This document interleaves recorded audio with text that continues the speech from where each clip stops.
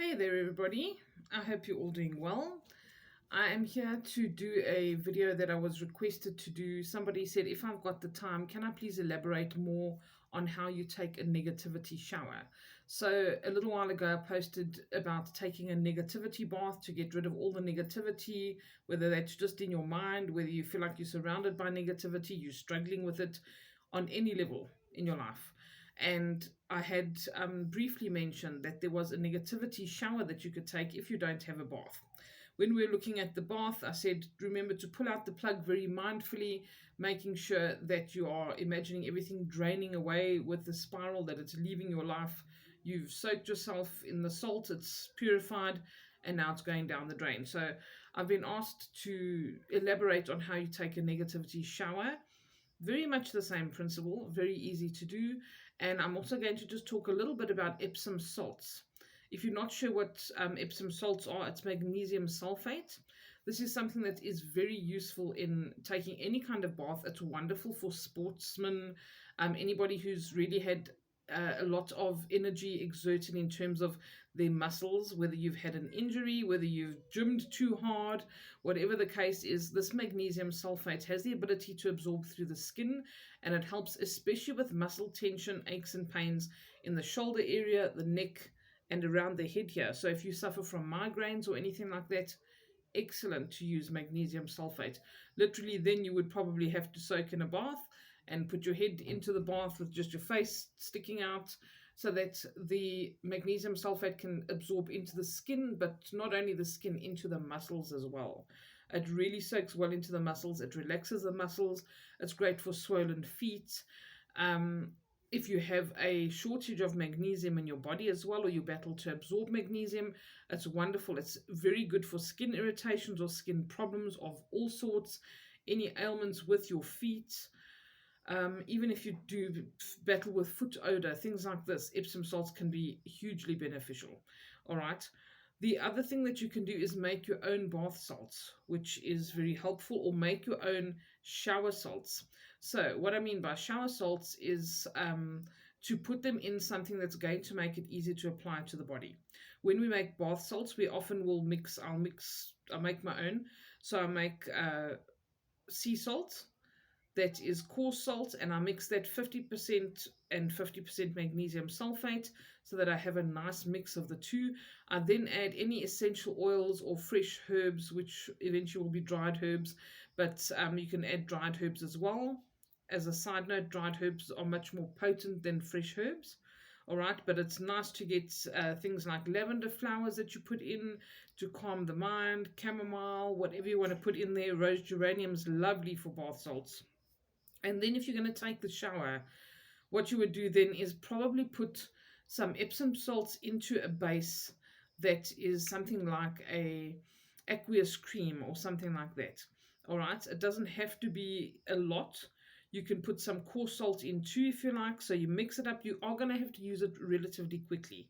You can also, if you want to use symbolism to sweeten your life, you can use brown sugar, which is wonderful as an exfoliant, but so is the Epsom salts. Fantastic exfoliant, all right?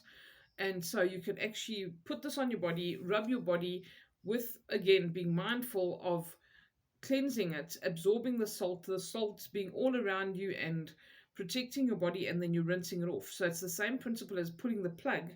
When you're rinsing it off and you imagine it going down the plug, down into the drain, you're rinsing all of that negativity off your body. All right, you can also then add to the mix. If you're making your own stuff, you can put things into, if you're really battling with negativity or you're worried about others placing their negativity onto you, you can add other things. You can use an essence of white sage, but make sure you're using proper essential oils. Make sure that you're not just using for instance, white sage fragrance. It's not really good to do that unless you're putting little bits in just to fragrance your body, but the essence of the actual plant, it almost has its own energy or spirit, so to speak, and it's meant to be protective. Okay, I know a lot of people are not supportive of that because they say we shouldn't be using white sage culturally, sorry, or we shouldn't be using it because it's going extinct because everybody's using white sage. You don't have to use that. You can use Palo Santo. You can use just some normal black pepper is hugely beneficial and protective. The salt in itself, if you just take a salt bath or shower, is protective. That's the point of it. All right, it's one of the strongest things you can get in terms of protection. You can then also add other kinds of things, but try to also, if you are worried about you are being too negative or you're suffering from anxiety, to take those kind of things away, make sure that you do use things like lavender and chamomile. Sage is, and I'm talking about normal sage, okay, garden variety sage, Salvia officinalis, okay, is the name for it. If you're going to buy it at a nursery or something, you can also buy the essence of that. It doesn't have to be white sage. And the reason I mention that sage is because putting it into your food or using it as an essential oil, sage is a natural antidepressant. It's really great. If you are, I know it's winter for a lot of you at the moment, if you make a soup or something at home, put sage into your soup. It adds to the flavor. It is so lovely. And dried sage is sometimes a little bit better with the soups, okay, because it can be very chewy if you put it into a soup and if it's actually the fresh plant. But if you put dried sage into your soup and you let that soup just bubble and steam and kind of go through the house and let that smell, that fragrance go through the house, you'll see how everyone comes in saying, oh, that smells so good.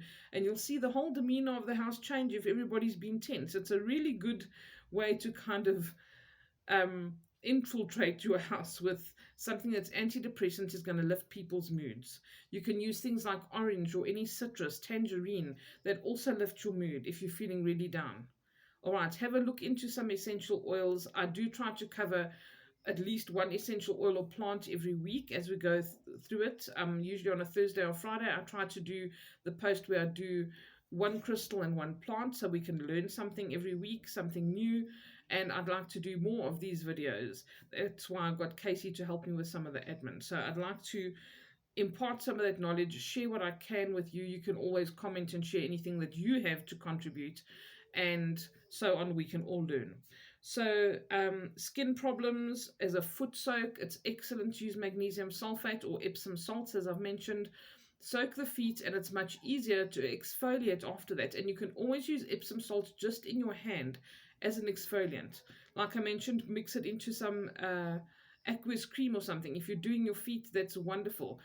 The sugar's lovely to put in as well. All right, if you want to add sugar, it really softens the skin. It helps to exfoliate, but Epsom salts doesn't really need any help. Okay, as I mentioned, if you're going to moisturize and scrub with the aqueous cream, make sure you work relatively quickly. If you're going to put sugar in or you're going to put Epsom salts in, they do dissolve. So be quick. All right, and you can also put some coarse salt in, or get the one that's not very coarse. It's a little bit finer, but it's not the fine salt. That's also good to use. If you don't have that, you can use table salt. The intention is what is most important. Make a mixture for yourself. When you're making it, be intentional in how you're making it. When you're using it, be intentional in how you're using it. All right. So I hope that is going to be helpful for you. Just as long as you're mindful, you're putting your hands down like this, and you're saying, I'm washing off the negativity. I'm removing it from my body, from my mind. Whatever you need to do, follow what you feel you need to do in the moment, because that will be the right thing to do. Okay, learn to trust yourself. It doesn't matter what you do. If you feel like you need to stomp your feet, to shake it off your legs, whatever. Do what is best for you. No one's going to see you in the shower. No one's going to judge you in the shower. Let spirit lead you in terms of what you need to do to release that negativity. It's often good to really just shake your hands and your arms and shake that negativity out. Okay, a lot of people who do Reiki or they do massage do the same thing. So if you've been to a holistic healer that does that kind of thing, you'll see that they actually shake their arms off like this when they're done with you, or when they're done with a particular part of the body that seems to be ailing or seems to be carrying a lot of negative energy. All right, do what you feel is right for you, and it will always be the right thing. Okay, that's it for today. I'm going to see what else we come up with. I've got so many videos I would love to do. Please like this if you like it. I have to ask you guys because I have so many people commenting in the background, but I will make more videos if I see there's more people who actually like it and enjoy it. And if you can give me some feedback or even make a suggestion in the comments of what you would like me to cover in the future. If I know about it, I'd be happy to share. All right. Have a beautiful day further. Take care. Bye for now.